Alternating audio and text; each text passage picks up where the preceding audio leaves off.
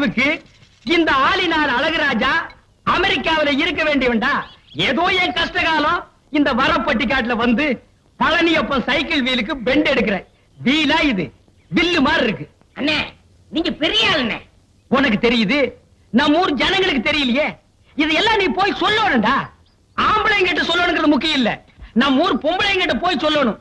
அம்மா, அக்கா, தங்கச்சி, அழகராஜன் ஒரு கெட்டிக்காரரு, பெண்ட் எடுக்கிறதுல வீல் நிமித்துறதுல ஒரு வல்லவரு, அவர் ஒரு நல்லவரு, இப்படி எல்லாம் போய் சொல்லணும். டேய், நான் ஒரு சிற்பி மாதிரிடா. எப்படி செதுக்கிறேன் பாத்தியா?